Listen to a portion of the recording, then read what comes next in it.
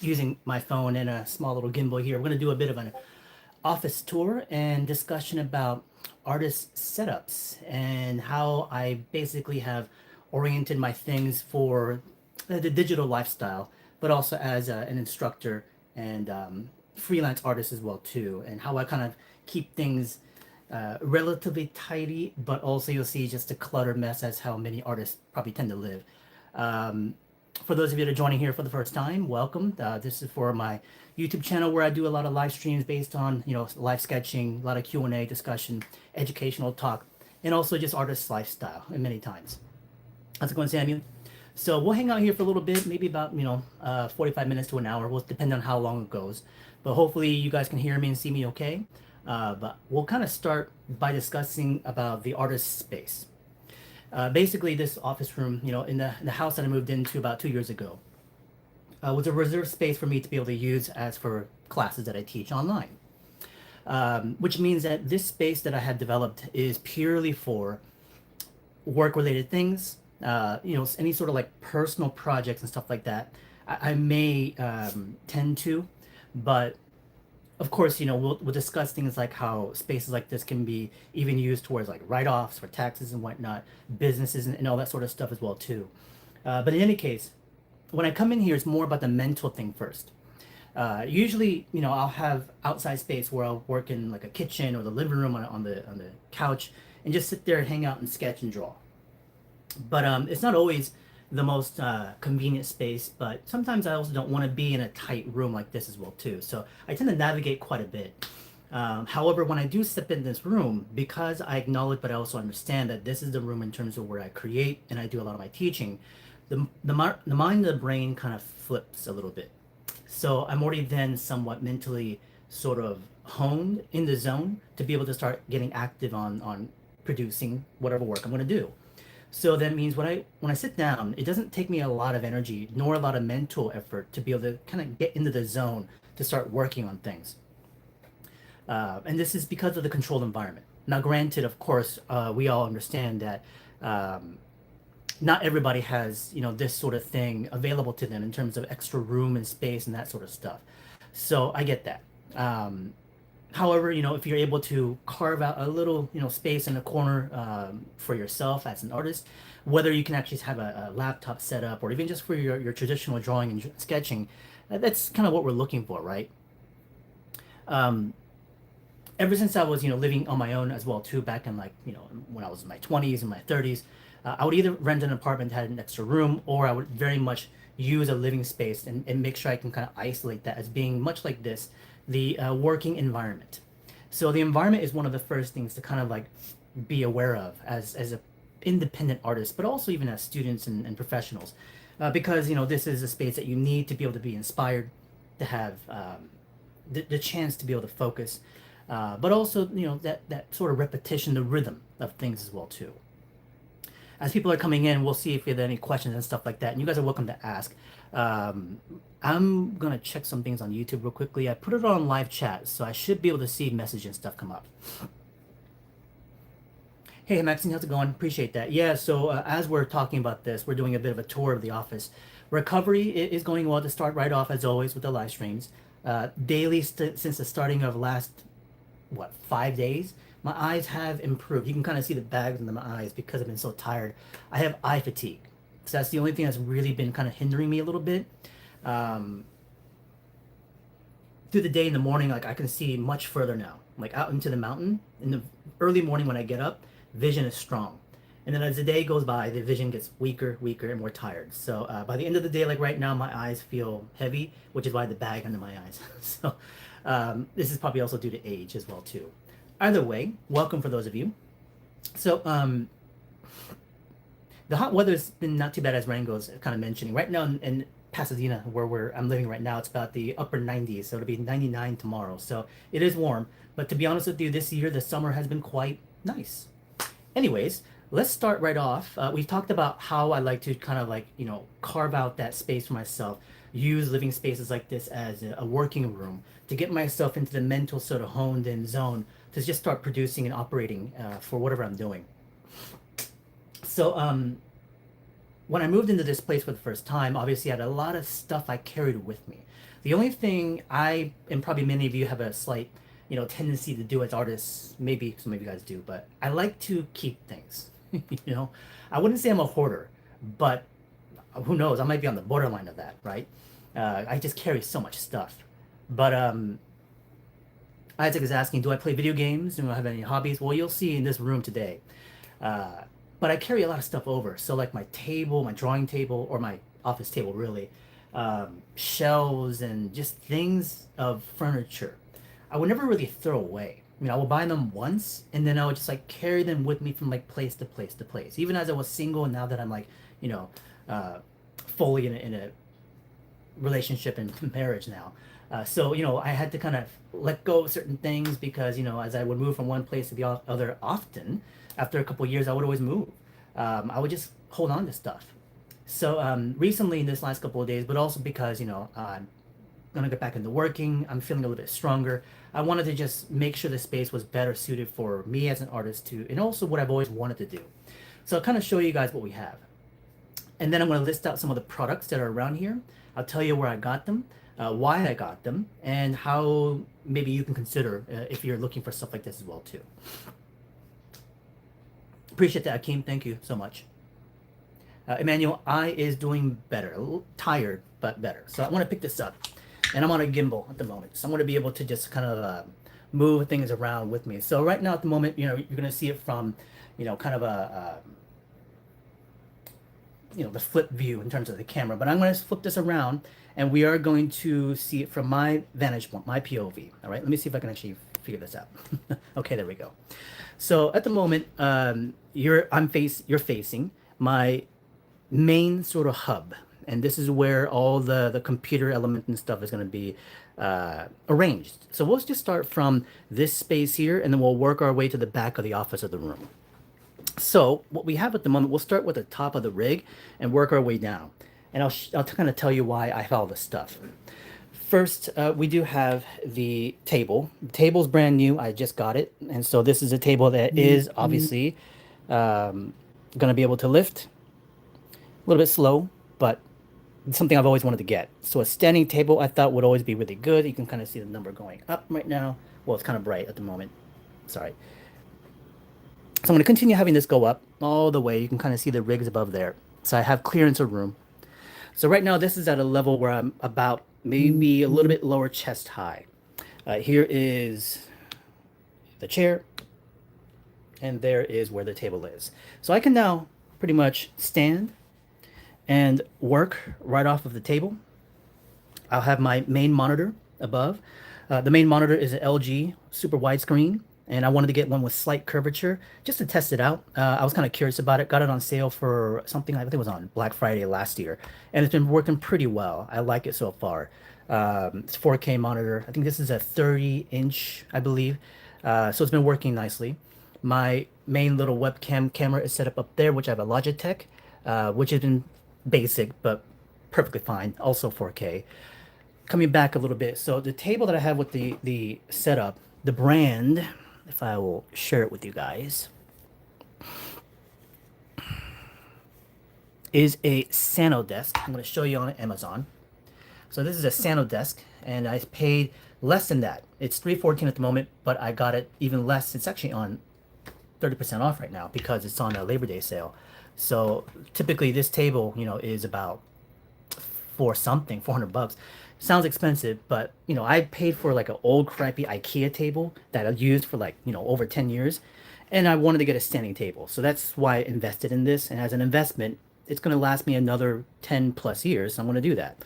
So I wanted to be able to stand and work and then be able to sit if I needed to. But, when I'm teaching, I'm sitting sometimes for like 4 or 5, many hours. And at the end of the classroom, I can definitely feel it, especially at the lower back and the neck area and just the kind of the feet too sometimes. So I wanted to be able to get up if I want to and then sit down if I need to.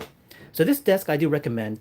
It does have nice drawer space underneath, which I just put some drawing tools and whatnot in there. It does have side drawers as well too. I just put my inks and stuff in there as well. just knickknacks and things I just kind of carry around. My extra Wacom styluses. This is another LG monitor. This is a smaller 28-inch, maybe smaller than that, maybe, which is hooked up to my Dreamcast on the bottom there, and I have another PS3 console. This is just for like if I want to relax for a moment and I want to game slightly on the side. People wonder, it's like, do I game? Yeah, I will once in a while. So that's where I'll sit up on the side and I'll play it here and there. This is for like quick, like 30 minutes, maybe less, if I want to just kind of distract myself. So the main monitor is above, and then I have my Cintiq, Wacom Cintiq, set up to the left. Now this is honestly probably the most uncomfortable and clumsy design, I would say. Uh, the tablet has been good. If Wacom's listening, I like their tablet. This is, I believe, the 24-inch touch HD. This is an older model. I've gotten this maybe about 2, 3 years ago. It is set up on a arm, as you can see over here. And this arm allows me to move it out in space. So if I want to move it out all the way to here, bring it down, bring it up, I can extend it. So for example, I could be standing here with a main monitor to the right, and then I have my Cintiq to the left, keyboard in the center, and I could be drawing here and talking to the people up there. This used to be attached to the front of my desk, but it was just so cumbersome. It was kind of in the way. So this allows me to push it more out in clearance. But the problem is, if I'm drawing on the Wacom over here, my little razor sort of device is kind of underneath it. So I feel like I need to plan out this a bit better. So I'll talk about accessories in just a moment. So anyways, I have my Wacom tablet on that, or Cintiq on that side. This table, the Santa desk, it does come with this shelf, which was something I was looking for, so I can set up my main monitor a little bit higher in elevation. If I move the table down in terms of adjustable, I can always then just take my monitor and just kind of pull it down. And I can raise it back up if I need to. So it's pretty straightforward and simple. That's about it in terms of the main monitor than the desk. Now, if I go to the actual rig, this is probably what people are more interested in seeing or hearing about. I brought this up on my Amazon as well too. Most of this stuff I purchased either on Amazon or maybe at some local shops and stuff like that. But most of it will be just on Amazon. So the main arm right there, that is called the one I specifically bought is Meking Ring Light Wall Mount Boom Arm. This was about 30. This is at $30 right now on Amazon at the moment. It's about 5% off. The load capacity, I believe, is more than 15 pounds. So it should be good enough to be able to hold a camera, lights, and stuff like that. So this arm, I can turn left and right because it's on a hinge against the back wall. That mount is set up on drywall, but I have drywall screws mounted to it. So it's secure, strong. If it's attached to, let's say, the frame or something like that, that's probably going to be a lot stronger. But so far, it's held up really well. Each of these components can extend. I can extend the arm longer or contract it if I want. So right now, this has been extended slightly. All the cables are run through and are obviously binded up and fed to the back. So that even though there's still noodles, the wire noodles, it's a little bit unsightly. But to be honest with you, with the amount of stuff that I have, it's just no way to avoid it. So that's the main arm, which is the boom arm that I got. Beforehand, what I used to use was I had basically a tripod boom arm that went around, and I would hang it up top coming down. But the tripod will be on the left and then to the right, and it would be so in the way. It was quite annoying. Now, I know if you're looking at the screen, it looks like a lot, super cluttered and everything, but it feels really comfortable and nice in my own, when you're actually in the room. So don't, feel like it's over too much. Oh, it's a lot. So I'm not going to deny that. It's a lot of stuff. So Glass is asking about my cleaning and organization habits. Sometimes, you waste too much time sweeping your floor, wiping your desk, or organizing materials. I mean, at the end of the day, you have to keep your place somewhat, tidy. It does build up over time. So dusting, real simply, things like what I have are little stuff like this, just to dust stuff off once in a while. I'll do that with my, figures and toys and stuff like that. And then I'll go outside and dust it out. So that's kind of something that I'll use. But I'll actually get down and I'll also wipe the floors, vacuum it quite often, that sort of stuff. Yeah, Cyberyak, I did scan it there was a stud behind it, screw through, and it didn't feel like there was a stud, but those are drywall mount screws. So I've been pulling down on it to test it. And like I said, this mount right now it's the weight of it is probably about 15 pounds. So it's not too bad weight wise. So if I go to the next item, that's going to be this bar right here. So this is the arm that I bought separately. I attached it to a, well, this comes with it actually, but this bar is called the, I don't even know the brand name of this thing. It's Cool Howda or something like that. I'll put up these links on my YouTube if you guys are interested in some of this stuff. Right now, this is at 40 bucks. So this attaches to a tripod. Again, it's basically a aluminum bar that you can attach things to, cameras, lights, screens, whatever the case is. So I attach that to the actual boom arm downwards. So what's on it right now is my Sony 4K camcorder, and I'll use this for live streams. So it's pointed downward. This is obviously connected to the computer, which I use OBS, all that sort of stuff. Then to the left of it on this arm is going to be my mic, which is I'm using the Yeti Blue, which has been an okay mic. It's a little bit finicky at times.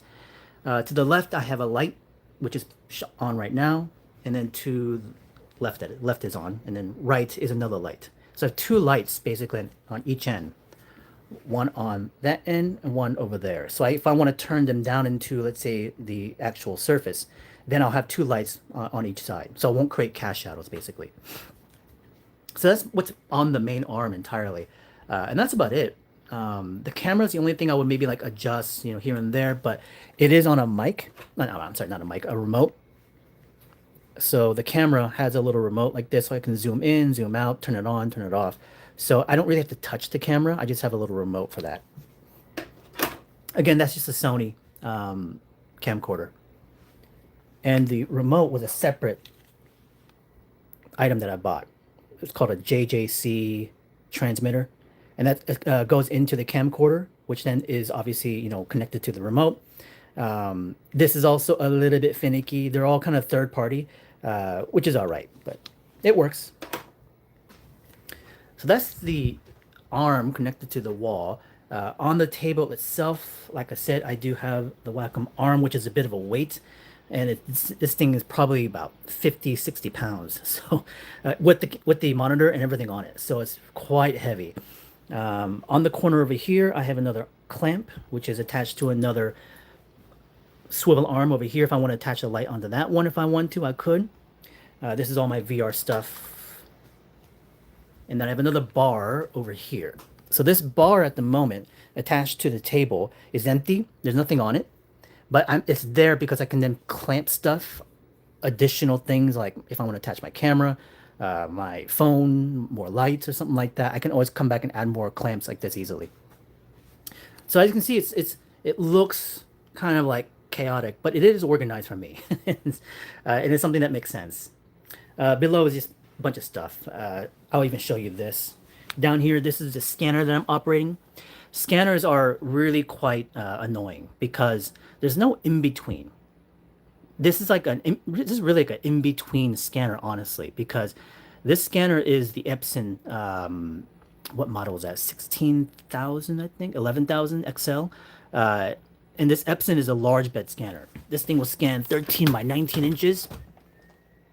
And this is actually really honestly a mid-tier scanner. So you're only going to find like things like office scanners like 8 by 11, or you're going to find something like this for like $2-3 grand.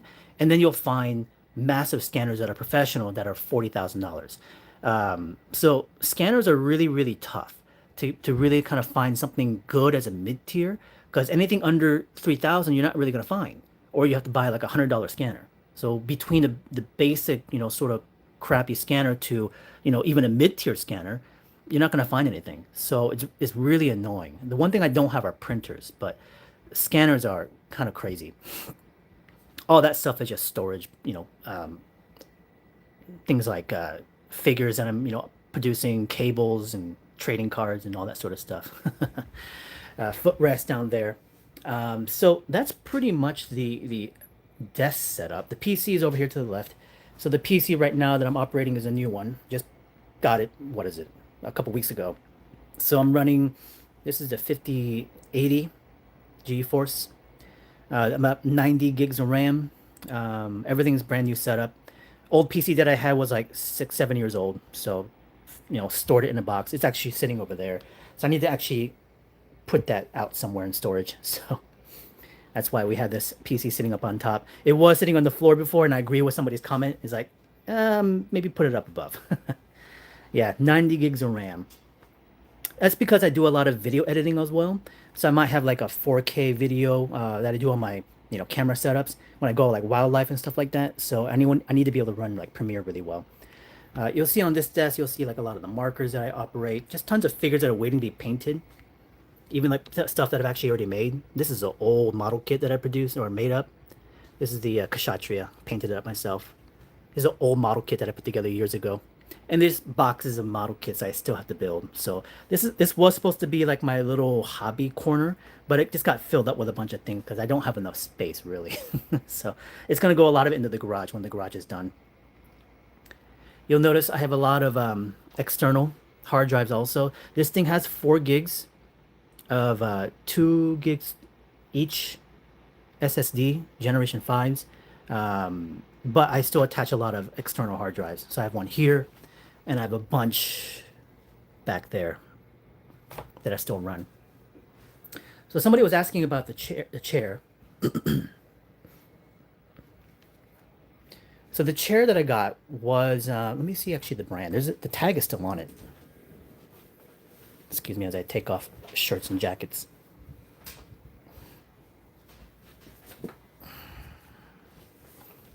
So this chair is the steel case. It's called the gesture model. It's a solid chair. I've been probably using it for maybe a year now. Was able to get it through a deal through my partner. And I do also have an extra cushion that I bought and purchased. Don't know the brand name of this one, but it was also on Amazon. It's just, a basic cushion. And just for extra little, more cushioning for myself because of the long, kind of hours that I operate. But this chair is quite solid in terms of just angles, but also support.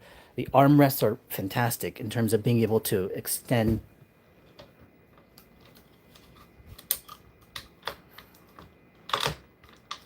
Going in and out.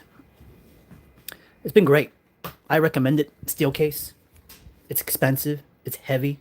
But, as an investment for sitting, if you're going to sit a long period of time, a good chair is highly necessary. But this is also, again, why I bought this table, so I can stand more and not have to sit, even if it is comfortable.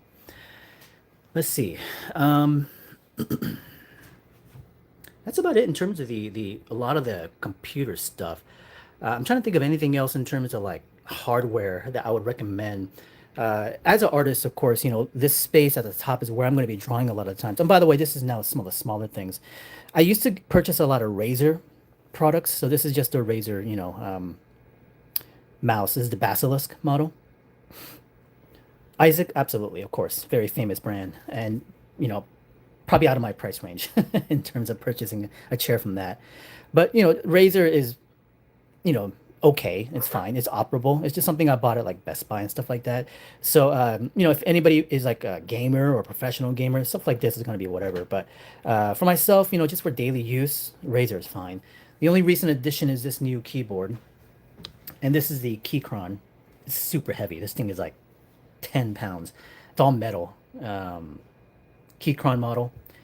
You can find them on Amazon as well too, but their website, you can do a lot of customization. All these keys are metal as well too, all aluminum, I believe. The only other thing that's on to the left is going to be also the Razer Tartarus. You can hear it. Very thocky. It feels nice. Again, super heavy. So again, this is the Tartarus from Razer. I use this for basically hotkeys. So like my brushes, eraser, my adjusting brush sizing, being able to move the canvas, all that is attached to this Tartarus. So I don't have to reach for the keyboard. I can just go for this. My hand's on this most of the time if I'm drawing on my Cintiq. But like I said, with the Cintiq over here, that's going to make it a little bit annoying to operate that thing. So I need to figure out exactly what I want to do with that still, because when I move this Cintiq to the center, it doesn't fully reach. It's just like right over here. Again, annoying, but I'll figure it out. Let's see. That's pretty much everything else on top of the table for all the accessories. I pretty much told you guys everything. I don't think there's anything else that I brought up on Amazon to share with you guys. No, that's about it. Oh, actually, so I did also purchase this as well too. Researching this is difficult. Finding a hub for USB. This is for 3.2. Um, and this was one I could find that had pretty good ratings and confident to things like for charging USB-C and USB-A. I got it. It's, sitting over here attached to all my hard drives. And I quite like it. It's actually quite, I would say, solid in terms of build, lightweight, and it seems to have a good connection. I've purchased one in the past, but the problem is you would lose connection on like your devices and stuff like that once in a while, especially if they age a little bit and the connection's kind of like whatever. So that one I actually do like quite a bit. If I do come down below, I don't know if you can actually see things well enough, but my DC power, you can see it's a mess of wires right now. I still have to organize some things, but that's actually mounted to the wall. So that way I have easier access to it instead of being on the floor. That's something I would probably recommend doing as well too. Okay, let's see. We can now move on from that. That's basically like all work related computer school things. We can talk a little bit about, as an artist, how we tend to use our rooms more than just for work, and it tends to be also things for inspiration and things that we live through life and we enjoy stuff, right? And as a storyteller, creator, designer, I always like to acquire stuff in entertainment, whether it's for things like collectibles, figures, toys, and for me, I'm a big sports fan as well too. And again, my room is going to be packed full of stuff. It's not going to be like this way forever, but you guys, I'm sure will be like, holy crap, that's a lot. Okay, even I walk in and like, holy crap, that's a lot. So you'll find a lot of just old vintage stuff in here because I've been collecting toys since I was a kid, but I like to rebuy some stuff. Oh, here's some original art as well too. Here's you recognize that guy? It's an original pencil I bought from Mike Mignola back in Comic-Con many years ago. It was a pretty good deal. And I have another interesting one over here. That's Tony Sandoval. And that is a Katsuya Terada original. Monkey King. I bought that at one of his live stream or live drawings years ago as well. So, is it true that Cintiq will ruin your spine? If you're sitting long periods of time and hunching like a shrimp, then possibly. So that's why, again, I'm not planning to sit anymore. I'm going to be standing most of the time now. So this table, like I said, is kind of adjustable to rise up and low. It's on a higher end at the moment, so I can stand and work, but it will go low if I need to sit for a little bit. Again, some old toys. Just collectibles. And here, this glass case has just stuff that I picked up over the time and things I would build, like those Gundams I would make myself. Like these Gundams I painted. Those are from probably like 2013, something like that. More than 10 years ago, I built some of those. Just more stuff. That's actually my Voltron since I was a kid. Both of these are mine from since I was a kid. They're from the 80s. So they're originals that I was able to keep since I was young. And these are all Dino Rider toys. Also, when I got them as a kid, so a lot of this stuff is not like me purchasing them like after. A lot of the stuff I had gotten when I was younger and just kind of held on to. The old stuff, obviously. This thing is crazy. The DeLorean. Some people like collecting, some people can't. But I'm a huge collector and stuff. So how do you set up your... Oh, thanks. Thanks, guys. Appreciate it. So how do you set up your keyboard when you draw tradition on your desk? So this keyboard will obviously be just pushed out of the way. This surface area is where I'm going to be working most of the time, which is, where I have the camcorder set up right above it for live streaming. But typically the keyboard itself, is there for just schoolwork, but a lot of times I'll just shift it over to the left or just put it tucked underneath there. I have a little bit of paper underneath right now, so I want to bring out and work on stuff. But this space, like I said, is set up where I can come in and kind of put my mind into the mode of just being able to work traditionally or digitally right away. And having a kind of a closed off space that you basically set up for yourself is important because then you can kind of get into the zone faster. If I was sitting out in the living room, if I'm watching like TV or something like that, I would get distracted easily. Let's go to the library section. This is again is like holy crap. There's so much stuff, and yes, there is original work down here. Some sneaker stuff. This is the old computer, so this is going to be out of the way. But books we can talk about a little bit. Um, it's a lot, yeah. So above is where more additional figures and everything are. That one that Kaneda Akira was tough one to get. Um, some friends sculptures as well too. I'll buy from more Gundams that I've built over the years.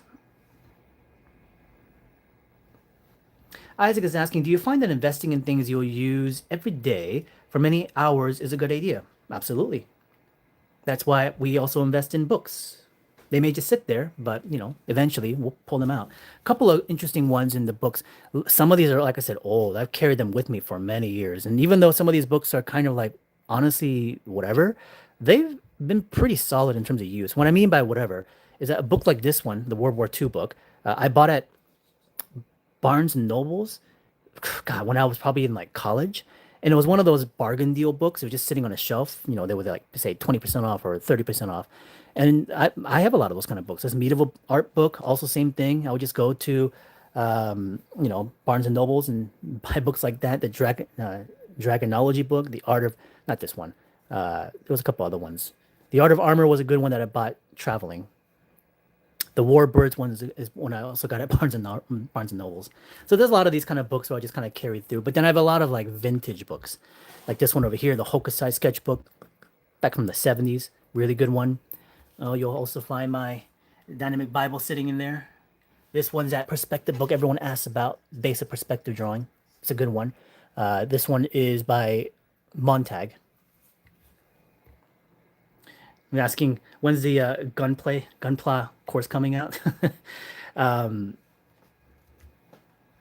I've built quite a few, and I've invested quite a amount of time. Some of these builds I would spend probably a month building them because I custom paint them, every single bit of it.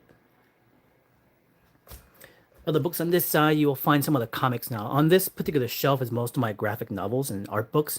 That's kind of more just like reference material. You'll see my tarantula in here. Sorry for the reflection, but she's in there.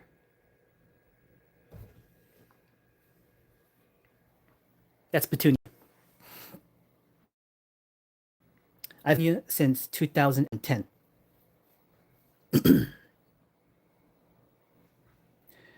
Yeah, we have ebooks, but I don't really read ebooks. I always look at real books. In terms of graphic novel side, we have a masterpiece, Nausicaa from Miyazaki. Some interesting art books we can maybe bring out. This one right here is Zhao Dao, Frank Cho book. Let's see. Here's Nicholas Nemiri book. Now, speaking of Gundams, here's like a Gundam weapons book. Picking up model kit stuff like that. These are like my journals. Terada books over there. This is Maxfield Parrish. This one, the Inoue Takehiko. Solid book on this one. Kaiser saying owning a personal collection sometimes feels a bit overwhelming. Years of collecting that can go away one day if something bad happens. Oh, trust me, I know how that feels. We almost lost everything. Beginning of this year in January, we had the big fires in Altadena, and we ran out of the house, and I pretty much had accepted everything was gone. And some of the stuff I can't replace. By the way, one thing I'll recommend you guys do as artists, get into the habit of it. Once maybe, in a year, at the beginning of the year, just go through with your phone and just photograph stuff and just put it away in like a Dropbox, put it away in a folder somewhere, just have it on you as evidence of things you've acquired. For insurance purposes, all that sort of stuff. I did this as soon as the fire ended. We came back to the house and we photographed everything because we didn't lose it, obviously. Ooh, this book right here. This one's a rare one. There goes a Hot Wheels. You will have a hard time finding this. This is the Big Damn Hard Boiled, Jeff Darrow. And this one is signed. I got him to sign it. I bought this when I was in high school. This is an amazing book. Rare and hard to find. This came in color, released back in the 90s. Jeff Darrow, if you don't know who he is insane as a graphic novelist. He did a lot of designs for The Matrix. Does his stuff now for Shaolin Cowboy. But this book, Hard Boiled, man, huge inspiration. Hard to find. It's beat to hell because I would use it all the time.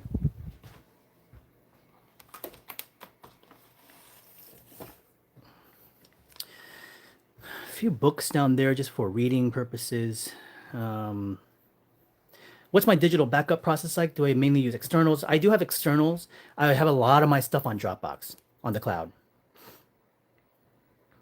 And then just other collectibles. Just things I've collected over the years, traveling, places I've gone to, knickknacks and more. I love Back to the Future. This one I built. And then posters over here on this side, which I have no space to really put them up, but I like collecting them. This one's an interesting one. Elvira. This one's signed. I got her to sign it. And then behind it is just originals. Just on camera, just sit here. These I just do it for fun. More originals. This one was done at a live show. This one was done at Comic-Con. There's Galactus. This one was done, I can't remember. Might have been Lightbox or some other show.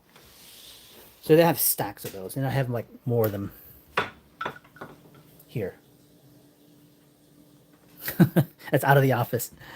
So it's just art and art and art and stuff like even this over here in this end. This is an old one from like 2015.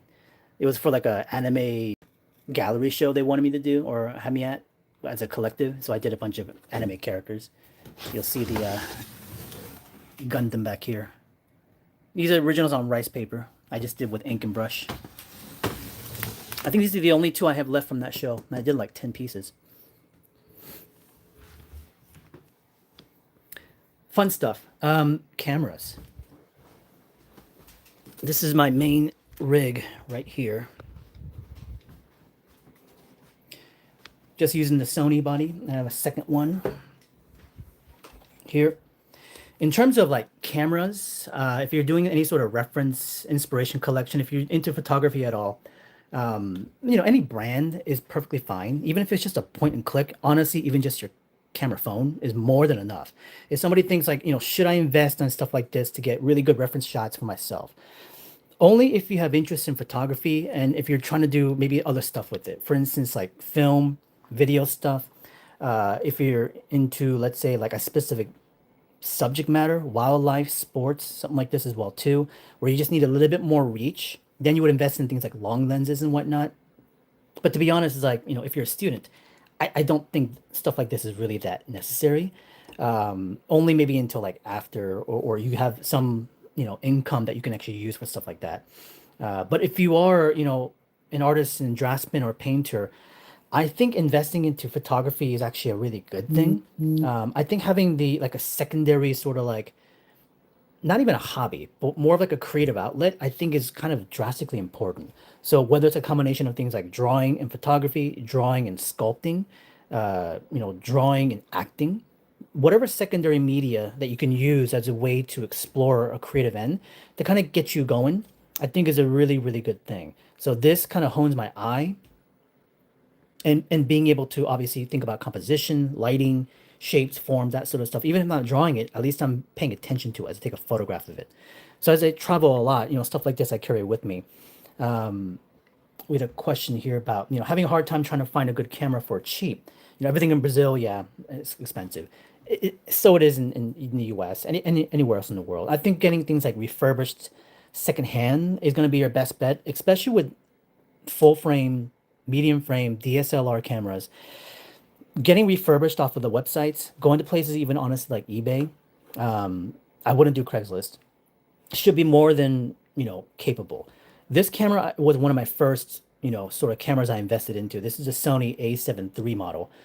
which is still something I really like, and I never sold it, never traded it in because it's really good for video work. And I invested in a much more expensive camera. This one right here is not one I would recommend for most general use people, but this one I would. The A7 III right now is a much lower price point, and if you get it used, it's a solid camera. But again, just using the phone camera is more than enough. iPhones, Androids, whether it's Samsung or Google Pixels, they're all amazing cameras right now. So you don't need stuff like this. But like I said, if you're into the world of photography, I think investing into it is really, really good. With that, I would use lenses like this, right? So I've invested into real long lenses. This one's a 100 to 400 millimeter f4 Sony G Master. Good lens. It was one of my first real big lenses I bought before going to Africa. And I have a much longer lens in this one as well too that goes at 600 millimeter. But this is actually much more expensive because it's the better glass. But vintage lenses are really fun as well too. This one's an old Canon lens, 55 millimeter f 1.4, 1.2, and I just adapt it to the Sony. And this is all manual, so there's no automatic to it. It's all manual lens. Yeah, this is a coffee mug, actually. No, it's a real lens. Anyways, camera stuff is kind of like my secondary sort of like creative outlet most of the times. I have interest in things like sculpting as well too, 3D or traditional, but it's a little bit too space required. Like I need actual physical space, you know. If I had like another table here or a bigger room, setting up things like, you know, traditional clay and sculpting would be a lot of fun. But what's great about camera work is that it's just so easy to pick up and go. And like I said, for me, it's just more in tune with drawing to me because of the way I see the world around me. So photography work, really good stuff. Other than that, if anybody else has any other questions, let me know. Today was just more about a stream about talking, you know, about the office, this living space. I have just tons of sneakers on that side. This is all just rolls and rolls of paper. This is like mulberry paper here, rice paper there. It's just full of stuff. A lot of this is going to go in the garage. And then down here is just all sketchbooks, filled sketchbooks. And I have another bin full of sketchbooks in the garage. So you'll get a little bit more bigger view now in terms of just how the office looks. I'll walk in through this direction. This is where all the books are. And the thing is, this is not the only library we have. In the living room is actually way more books, hundreds of books. And then we have the actual floor space with the funny rug. This leads into my backyard. And then we just hang out here most of the time, doing most of the work. Will there be a volume 2 of Dynamic Bible? Well, since you asked, let's see.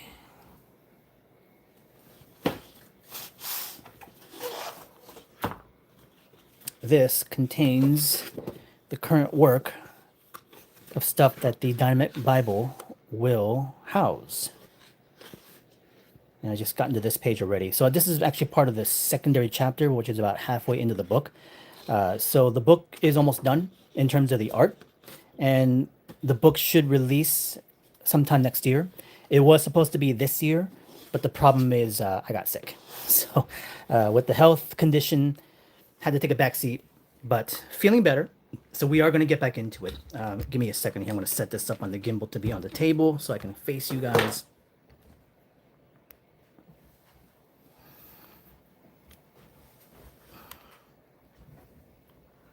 So that's kind of the office at the moment, and you know, there's a lot of stuff. I'm gonna actually lower the table right now, so I'm gonna come down.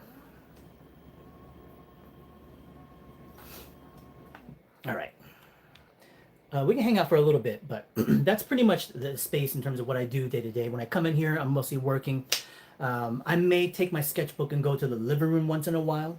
Let me actually turn it over this direction. A little bit more appealing visuals. So. Sorry, I'm going to read a couple of the questions here. Isaac is asking about, you know, you're conflicted by your own interests. At one point, you like to continue learning art, so eventually you could do animation. And on the other hand, you want to learn engineering when you go to the university.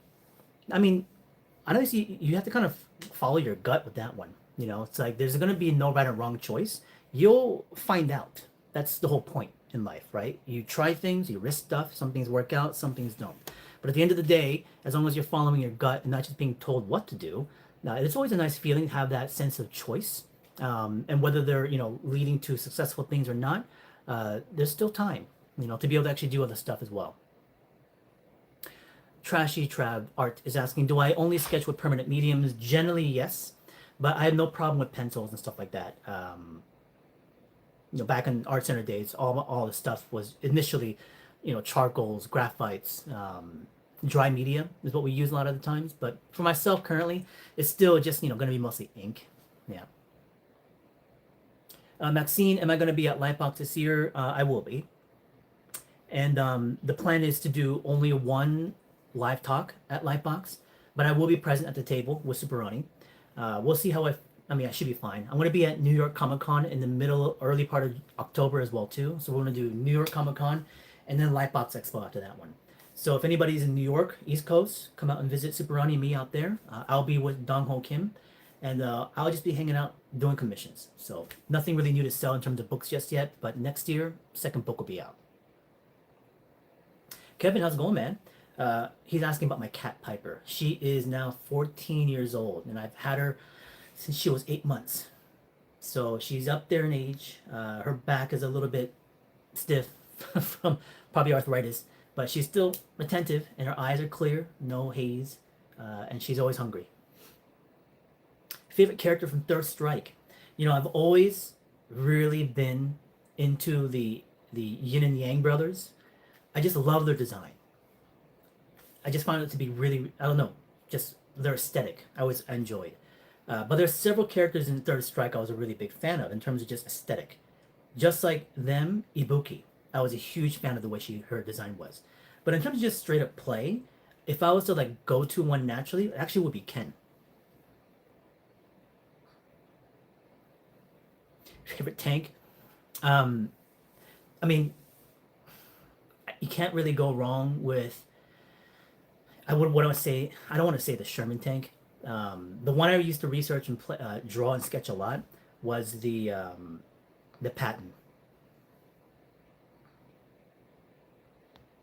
In terms of how tall I am, I'm short. So what, 5'6". My brothers are 6'2". I got the short end, and I'm the oldest one. That's always how it works in family, right? The oldest one is the shortest, and then the siblings get much more height. Because my dad's side's really tall. They're 5'10", average size.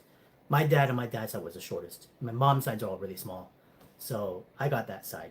But the art side also comes from my dad's side. So my father, my uncles all had this creative sort of potential, music, drawing. They never really shared it with me. My father passed when I was 10, so I only discovered some of his work by accident when I was a kid, but he would never really show me or talk to me about it. My grandfather on my mom's side, though, used to sketch a little bit, and that's how I discovered drawing, because he would show me drawings of birds. He would just do them on newspaper. And that was at 5 years old, 4 or 5.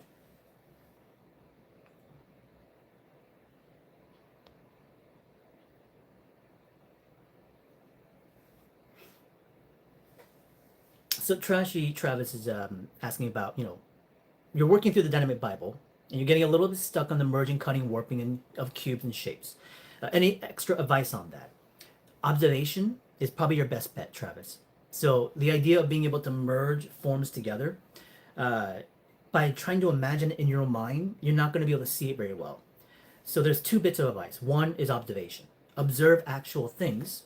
Here's a camera lens. You'll see a cylinder. You'll see a cube-like form. You'll see the merge of the line right there. So the observation of something as a cylinder to cube, you can then look at as a reference and draw from directly. So stuff like this, even if it's just, combination of shapes and forms, planes here, plane there, cylinder to box, actual objects, everyday things around you. Just look around in your office, in your room, in your kitchen. Look for things and use your eyes to just see what's happening. Start with really basic stuff, even if it's just single form, cubes and cylinders, and then go from combination of merge From there, sketch on paper roughly. Just use scratch paper. I don't care what material you draw with, pen, pencil, ballpoint, doesn't matter. Just to problem solve. How do they actually work? And then you carry that over to more of a permanent solution to build visual memory. Okay? So, question from Kiwis: would you say you gain publicity as an artist more through events and conventions or through social media? And how would you go about doing both of those options? Well, in that situation, um, thank you, Kiwi, for the comment about health. It's both. In terms of gaining, let's say, reputation and sort of like recognition of work, being present live is massively important because it's kind of where you can build a lot of customer confidence. But it's got to be, well, the two things that really share, well, the one thing that really shares out of both of the things, social media presence to in-person thing, is consistency, being there all the time. So for me, Comic-Con and stuff like that, I would do annually every single year, and people would come back to those shows. So they would recognize you, they would remember you, and they would talk to them and build customer confidence, and you could sell books and art and whatever you want from those things. Then if you increase the amount of shows per year, right? Let's say you do 3, 4 shows, then you have a different wide range of markets of people you can connect to. Then you carry that over to the social media. But again, consistency of posting, being present all the time is key. With YouTube right now, it's like if I, go on once every couple of months, it's great. I can grow from it, but I could grow exponentially if I was like on this pretty much every single, day. Um, so it's a balance of both things, but it's the consistency and the drive to incorporate them and use them as much as possible. And I think even with the algorithm stuff, being present is important. But at the end of the day, you also just have to make good stuff, right? If the stuff is interesting, if people like it, they'll return. So how do I know if it's good stuff? Well, you test the market. You produce as much as you can, different sort of content, art books, comic books, different stories, different art ideas, and you put it out there in person or online, and you have, it's like fishing, you know? And then from there, people will nibble at it and they'll tell you what they like to respond to, even if it's only like, oh, I got 10 likes on that one, but the other one got 1 like. Yeah, you have to use that information of data to some degree of level. But if you're waiting for like, oh, I'm not getting any hits, it should be like 1,000 views, but I only got like 10. It's not about how many. It's just more about the level of data you have available in the immediate moment, and then using that to ride with, basically. Then consistency. Does every post with the same content get the same sort of return of value? But in person does the same thing. You can sell an art book, and somebody picks it up and they look at it and they don't buy it, then it's like, why would you post the same thing, right? Or sell the same thing. Make a different kind of book, different kind of story, different kind of style. And you test the waters again, right? So that's kind of how it goes from there. William is asking about, can you talk about line hierarchy? You understand the basic strong silhouette, smaller interior lines, accent overlaps, but you feel like your approach may be too heavy-handed. What do you think? Well, I think a lot of it also is about what you want to say and what you want to show, right? If there's intent by saying, this is what I want the viewer to specifically look at, well, you navigate them through the image and the illustration using those components, right? Heavy, strong silhouette, smaller interior lines, accents and overlaps. You can design the image to help navigate the viewer to that point of where you want to go. So it's more about then what you want to communicate and what you want to share. Communication will help dictate decision making as to where things like line can be then set as a hierarchy, if that makes sense. Do I see any teasers, concepts, art from the Ghost in the Shell project? I think I know what you're talking about. It's where they, as you're saying, adapted the manga to be stylistically much more one-to-one to the Ghost in the Shell manga. The image looked great, but to be honest with you, honestly, the PlayStation game, the original PlayStation 1, it was a Ghost in the Shell game that actually was really interesting. It played like crap, but it might have been PS2, actually. Maybe it's PS1. But the intro sequence was really beautifully animated. It's on YouTube. Look it up. Any particular convention I would recommend? You have to obviously look at where you're locally, kind of set up. But any local state or different country you're in, you could potentially find something, I'm sure. Like I said, being in LA, Pasadena, I have a selection of so many. But, you can research based on more of price and vicinity. If it's kind of like a several hours of driving to get to, maybe it's a little bit hard. But if it's someone in your local area, then I would maybe try to apply for, you know. But that kind of requires more, you know, research on your end. Neezen is asking, would you recommend the ultra wide when using a screenless tablet, or stick with the 24-27 inch monitor? Um, in terms of just using a tablet, I think a 28-inch, you know, less than that is okay, but anything above, I mean, 30 is a bit big, possibly, but 24 to 27 should be more than fine. But the 24 or less might be a bit too small, honestly. I wouldn't go that small, because that's your only monitor, especially if you want to be able to like have references and stuff like that, as you're saying. I would personally go 28.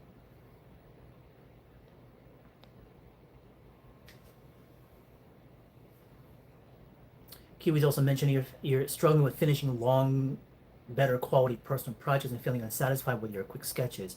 How do you handle this? Well, every project is always a work in progress. Even if you're actually taking it to a convention and selling it at a show, you have books and stuff like that you might make of that project, you share with what maybe you have at that moment, but it's constantly always in the cycle of refinement, adjustment, rebrand, and additional content, making more of those books. And let's say, for example, like comic books, right? If you look at like even any professional work, from let's say one of my favorite graphic novels, Akira, and Otomo's first, you know, few pages of Akira compared to his later pages of Akira, it's a multi, you know, year-long project that he did in his what, mid to late 20s, and it's vastly different, you know, in terms of when he began as a manga artist to when he finished that book series. And I think most comic artists are like this, right? So you can't necessarily be fully, you're never going to be fully satisfied, because things will constantly adjust and grow as you keep producing and making it. So, but the idea is that no matter what level of quality you might be at, the idea is to share it, put it out there. Because then the only way to know to continue to stick with it is because there's at least some response, right? Question is, how many conventions am I tabling per year? So typically I'm tabling at about what used to be when I was independent, before Super Ronnie, was two. It was the CTN Animation Expo. This is from many years ago in Burbank. And then it was Comic Con San Diego. Eventually it became a Lightbox Expo and then San Diego Comic Con. Today, it's about four, maximum five. This is just US only. New York Comic Con, San Diego, Lightbox, and it used to be Monster Palooza, but I'm gonna cut that one out. So Seattle Comic Con, I'm gonna try to do next year as well too. So most likely next year I'll have four. Domestically. Internationally, I used to do also some additional festivals, maybe like one or two. So in a year, you're looking at about 6 events that I would do annually. So this year I'm going to do three. So at the beginning of the year, I did a show, Monster Palooza, and at the end of well, the month of October, I'll do two. So this year's only three shows. No international stuff. I haven't traveled. So I took a step back this year, not really doing much. But next year, might pick up again a little bit more.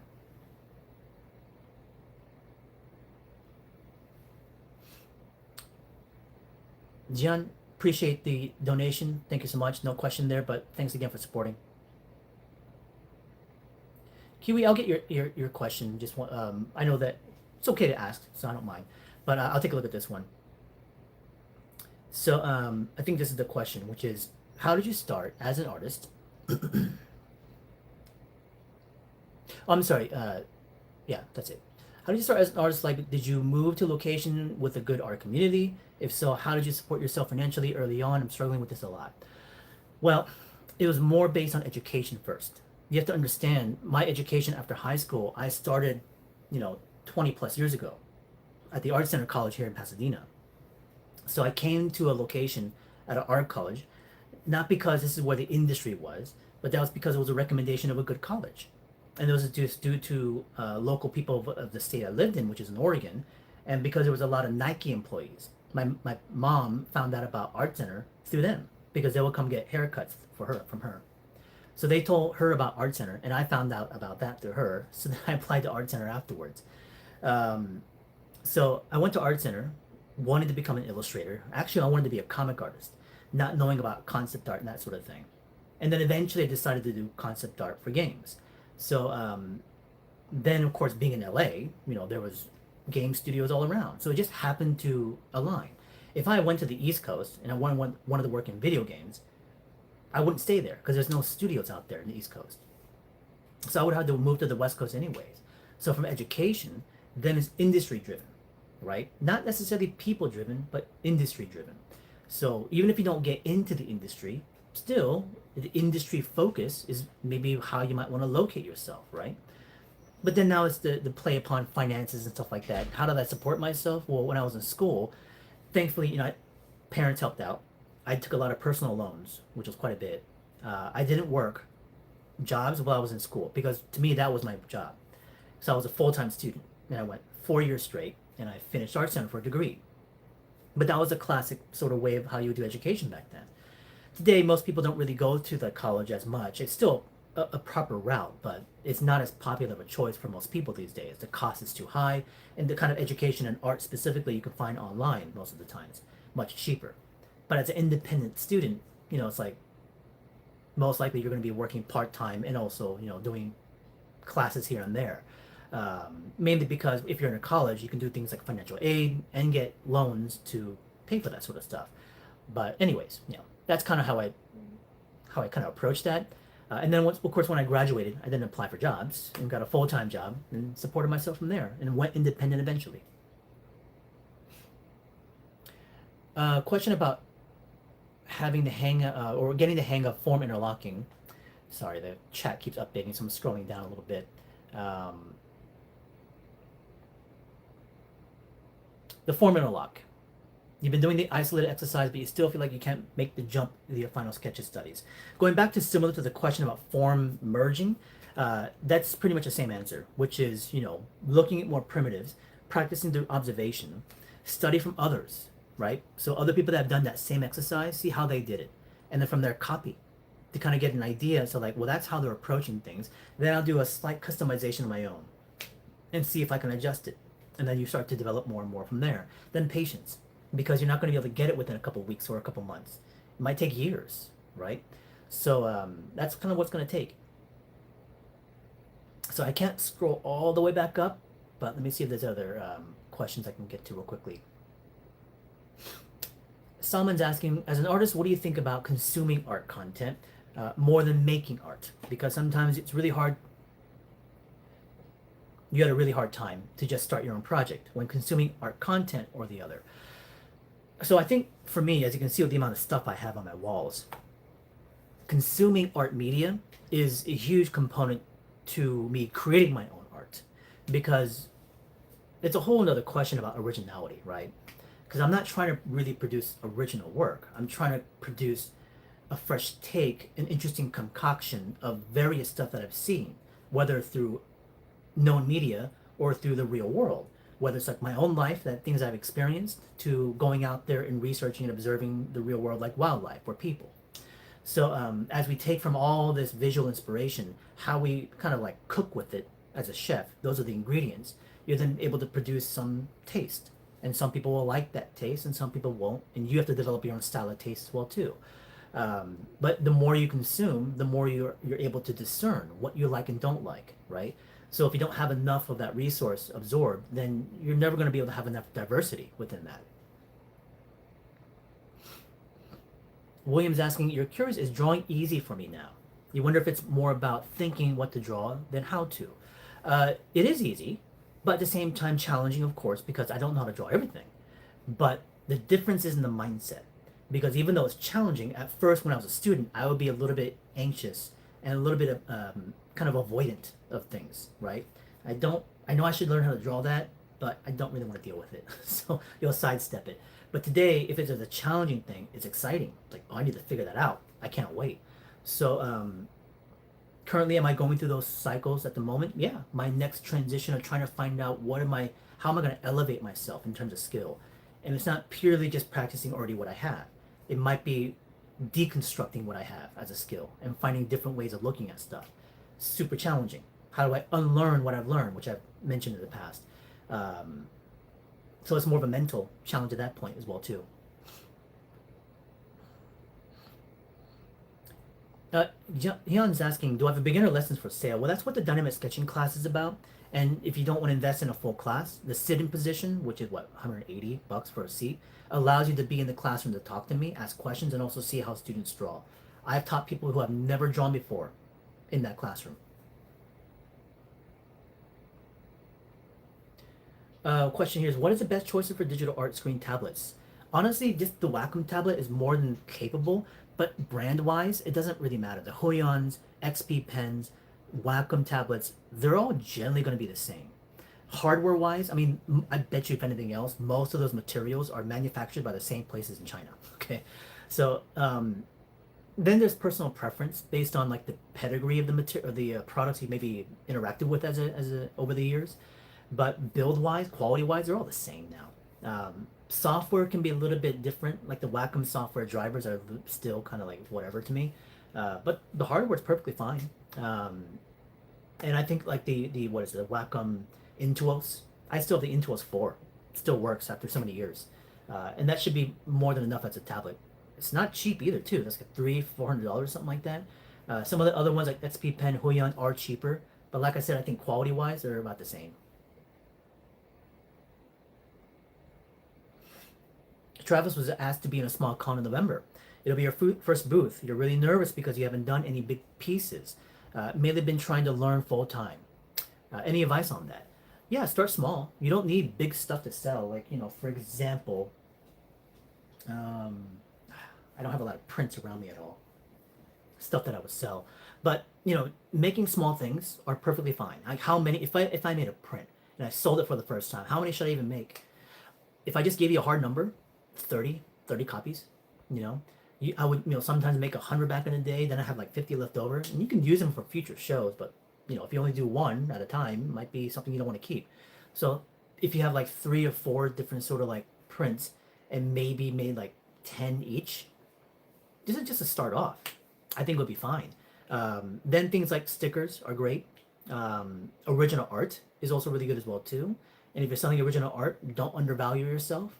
It's like if you had an original, 8 by 11 letter form size A4 pencil sketch, ink sketch, how much did you sell it for? 70, 80, $100, per piece, depending on the actual subject matter. Single character work, black and white, $70, $80. If it has a little bit of color or multiple characters, $100 or more. For originals, more. But if you're a first up and comer, first show, it's like, I think that number is pretty good. Anyways, we took some questions today. We've had an hour stream. I know I wish we can go longer. I'm sure some of you guys might want to ask more questions. But today was more about being able to do a little bit of office tour and kind of show you some of the things that are around there. For people that just jumped in right now, you can watch this video later on and kind of see all the different things I was able to show people. Different sort of devices, hardware, obviously books, and things I would recommend online that if you wanted to buy some of this stuff as well too for setup of your own office one day into the future, you could do so. I'll put up some of those links from the Amazon stuff onto the description, so if you're interested, you can look them up then. But other than that, I would like to be able to get into a drawing live stream relatively, hopefully soon. It may not be this week, because this week I have full classes. Next week, I'm off. So I think next week, starting on like a Tuesday or Wednesday, I'll be back on again. So look forward to that for a live stream with sketching and drawing. I'll have my new setup, so it'll be a little bit more comfortable standing and drawing and sketching as well too. And like I said, what we have done in the past, I'll try to keep up as a consistency as much as possible. And all of you guys' support, especially when it comes to the medical condition I've been going through. I'm feeling a lot better these days. Eyes are getting stronger bit by bit by bit. And I think just the fatigue is the only thing left over, which will probably last for a while. But thankfully, at least I can see a bit better. Right now, today, it's like I can see maybe, across the room, and it does get a little bit double. But in the morning when I wake up, it's like I can see clear out to the end of this, back into the mountains again. So it's a really good sign. It makes me feel like, oh, I can see. But then it kind of comes back, double vision by the end of the day. So just a bit of, tiredness is there. So once I get back into the cycle of things, hopefully another month of rest, another month or two, we should hopefully be good. But look forward to a live stream next week, Tuesday or Wednesday. Thank you guys again. Appreciate it. Like, subscribe, and just hang out more for future things. And we're going to keep this YouTube channel going as much as we can. So we'll see you next time. Appreciate it, guys. Thank you.